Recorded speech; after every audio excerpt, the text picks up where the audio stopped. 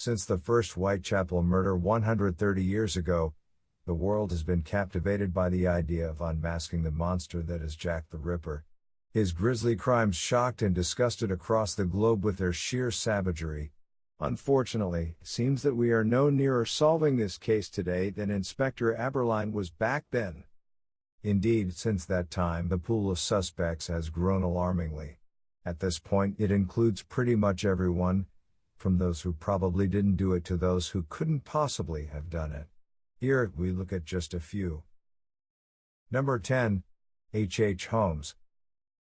During the 1893 World's Fair in Chicago, H. H. Holmes ran his murder castle, part hotel, part torture chamber. The hotel featured soundproof rooms, secret passages, gas chambers, and incinerators. Holmes would invite lone travelers to stay at the hotel, whereupon he would torture and kill them before dissolving their bodies in acid or burying them in lime pits. It has been suggested that in 1888 Mr. Holmes took a trip to London, and would therefore have had the opportunity to commit the Whitechapel murders. Holmes was certainly depraved enough to have been Jack. However, there has been no evidence to show that Holmes was in London during the period of the Ripper murders, from the death of Mary Ann Polly Nichols in August 1888 to November 1888 with the last confirmed victim, Mary Kelly. Also, the modus operandi of the killers were completely different. Mr. Holmes did everything he could to hide the bodies, dissolving them, burying them, or selling them as medical specimens. The Ripper, on the other hand, left his victims prominently on display. H. H. Holmes was a small-time con man, who, unlike Jack the Ripper, left a trail of evidence behind him. He escaped justice as long as he did because of luck and his habit of moving whenever things began to look difficult. He was also a fantasist who claimed credit for murdering many victims who were later shown to still be alive. Number 9. Joseph Barnett. Joseph Barnett was Mary Kelly's lover. However, at the time of Kelly's death they had quarreled, and Barnett had moved out of the home where her mutilated body was discovered in November 1888. He was interviewed at the time by Inspector Aberline, the famous Ripper detective, and was ruled out as a suspect. Later historians, however, put forward the theory that after he lost his job as a fish porter, Mary Kelly began to support them both via prostitution, which Barnett hated. He began to kill prostitutes in order to frighten her into quitting, and when this failed, he killed her in a fit of anger. Barnett resembled the general physical descriptions of the Ripper, and he acknowledged speaking to Mary on the night of her death.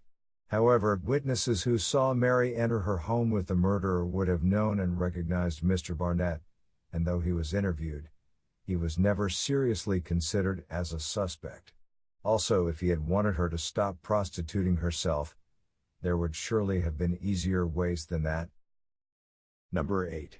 Prince Albert Victor, Duke of Clarence and Avondale.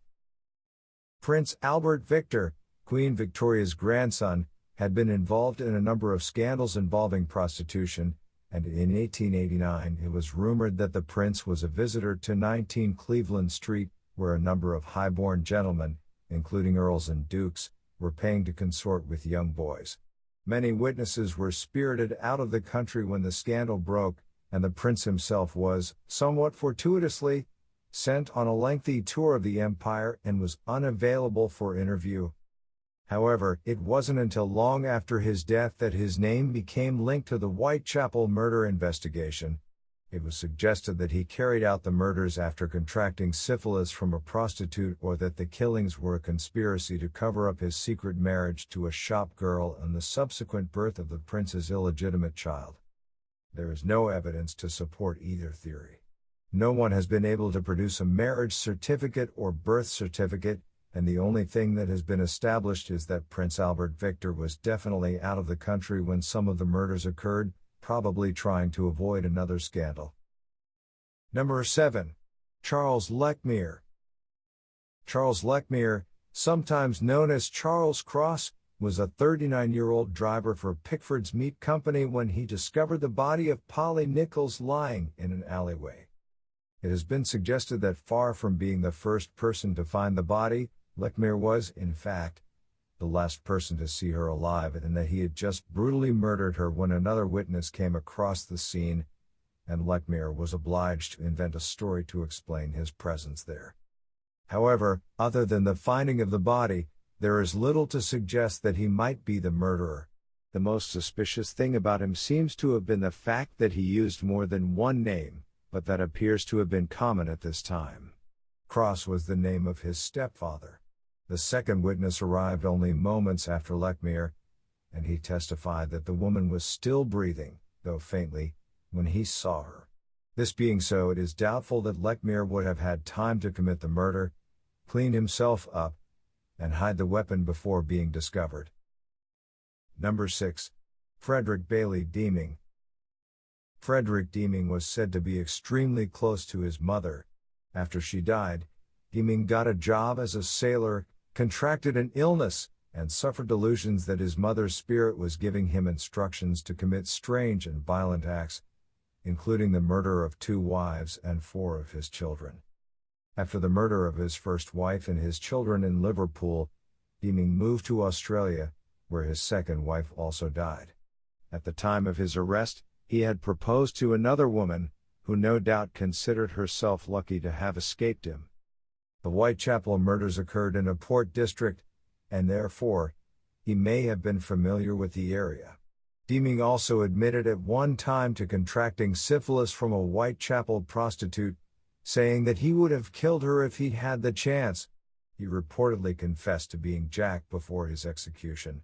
However, it is now believed that the confession was made to delay the hanging with the hope he would be extradited home. It has not been possible to say definitively whether Deeming was in London during the crucial period, but there is some evidence that he was, in fact, in South Africa taking part in a diamond swindle at the time. Number 5. Lewis Carroll. One of the more outlandish theories surrounding the Whitechapel murders was that Lewis Carroll, the mild-mannered Oxford Don who wrote Alice in Wonderland, was, in fact, Jack the Ripper.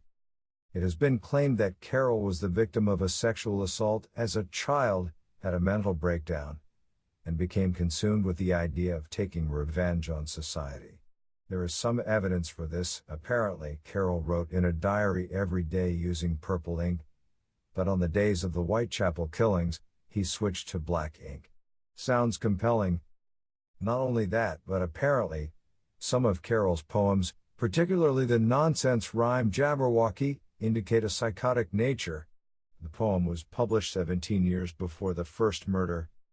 Most damning of all was the fact that if you unscramble random sentences from his works, you can sometimes turn them into anagrams of something that Jack the Ripper might possibly have said.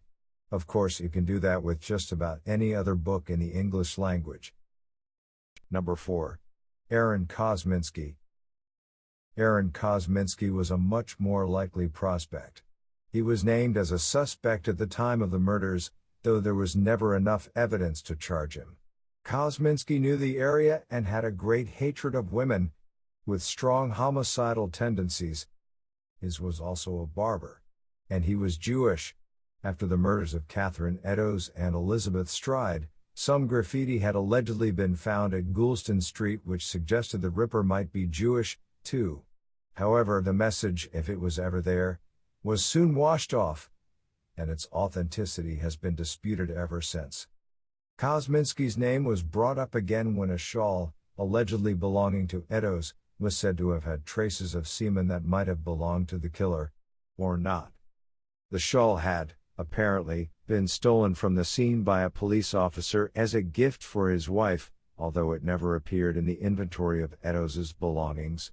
The officer's wife never wore it, I wonder why, and it was handed down through the generations, untouched and unwashed, until it was sold at auction, none of which is proof. DNA that was taken from the shawl in 2014 is claimed to belong to Kosminski but has not been made public. It can't be proven that the shawl actually belonged to Eddowes, of course. Number 3. Francis Craig. Francis Craig was a journalist living in the East End of London. He had gotten himself into trouble a few years earlier when it was discovered that his reports were cribbed from those of a rival newspaper, and he was exposed as a plagiarist. Despite this, he married Elizabeth Weston Davis, who turned out to be a prostitute, of which Craig claimed to be unaware. His wife later left him and changed her name to Mary Kelly. It has been alleged that Craig tracked her down and killed her. If true, it is unclear why he also felt the need to kill the other victims. The theory was given added weight by the manner of his own death. Craig cut his throat with a razor, leaving a note which read, "I have suffered a deal of pain and agony," which suggests a mind tormented with guilt and remorse. However, Craig did not die until 1903, some 15 years after Mary's death. Number 2. William Henry Barry. In 1889, William Henry Barry walked into a police station in Dundee, Scotland, and said, "If you go along to my house in Princess Street, you'll find the body of a woman packed in a box and cut up." Officers searched the property, which the couple had occupied since moving from London, and found Ellen Barry, who had been strangled and stabbed 10 times. A long-bladed knife and a length of rope were left next to the box. Barry said that he had been out drinking, and when he woke up the next morning, he found her dead on the floor, strangled with the rope. Not knowing if he had committed the crime or not, he was terrified that he would be accused of being Jack the Ripper, so he seized the knife and plunged it into her abdomen. How that helped isn't clear. He then hid the body in the trunk and immediately handed himself in. At the trial, 2 doctors determined that Ellen had been murdered by strangulation, with the stab wounds being inflicted post-mortem. The 3rd doctor concluded that Ellen had taken her own life. Barry's hangman tried to obtain a confession that Barry was also Jack the Ripper, without success. Number 1. Walter Sickert. Suspicion fell on Walter Sickert, the celebrated artist, because his paintings bear a resemblance to post-mortem pictures taken of the Whitechapel victims. Sickert does seem to have made a habit of painting subjects from the more salacious parts of London. Other than the paintings, there seems little to tie Sickert to the crimes. Unsuccessful attempts were made to match DNA from Sickert's possessions to the letters written by the Ripper. In any case, there is no evidence that the author of the letters actually was the Ripper. The stationery used to write the letters contained, in some cases, the same watermark as Sickert's own stationery, but it was a popular brand and would have been easy to acquire. No other evidence appears to link Sickert to the killings, despite the efforts of several historians and authors to find some. It is also certain that Sickert spent at least some of the relevant parts of 1888 in France. It is increasingly unlikely that the identity of the Jack the Ripper will ever be known, at least because the pool of suspects gets wider every year, and the integrity of the evidence has been damaged by the vast numbers of amateur sleuths who claim to have discovered the real identity of the murderer and have imagined, extrapolated, or outright fabricated evidence to support their theories.